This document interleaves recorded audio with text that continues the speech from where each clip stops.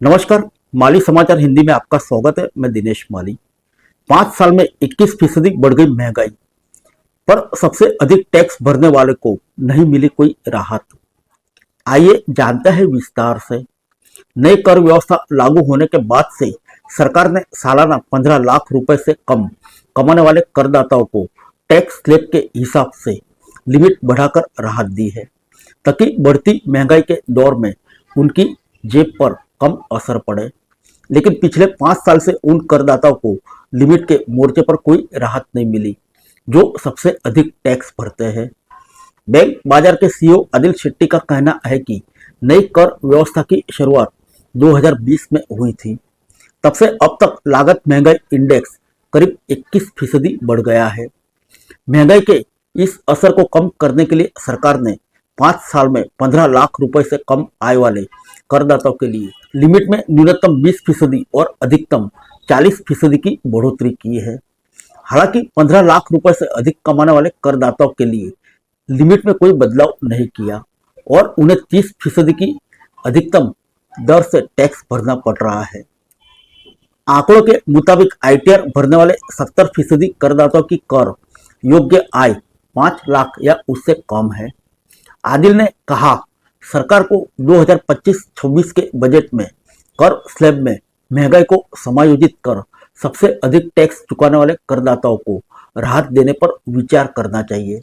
इसके लिए 30% से अधिकतम टैक्स स्लैब के तहत सालाना आय सीमा को कम से कम 20% बढ़ाकर 18 लाख रुपए करना चाहिए। इससे अधिक ब्याज दर पर होम लोन की ईएमआई चुकाने, बच्चों की महंगी स्कूल फीस भरने और बेहतर लाइफस्टाइल के लिए अधिक जेब ढीली करने की चुनौती से जूझने वाले शहरी नौकरी पेशा को काफी राहत मिलेगी। आइए जानते हैं ग्रांट थॉर्नटन का सर्वे। 57% करदाता चाहते हैं टैक्स घटाए सरकार। देश के 57% व्यक्तिगत करदाता चाहते हैं कि सरकार अगले वित्त वर्ष के बजट में करों में कटौती करे। 25% से अधिकतम टैक्स स्लैब छूट की मांग की है। ग्रांट थॉर्नटन इंडिया की सर्वे रिपोर्ट के मुताबिक 72% व्यक्तिगत करदाताओं ने नई आयकर व्यवस्था चुनने के बावजूद 63% पुरानी व्यवस्था के तहत मिलने वाले प्रोत्साहन में बढ़ोतरी के पक्ष में की है। नई कर व्यवस्था की तरफ आकर्षण बढ़ाने के लिए 46% ने कर की दरें घटाने की वकालत की। सर्वे में शामिल 53% उत्तरदाताओं ने नई कर व्यवस्था के तहत आवासीय संपत्ति पर होने वाले नुकसान की भरपाई की अनुमति देने की मांग की।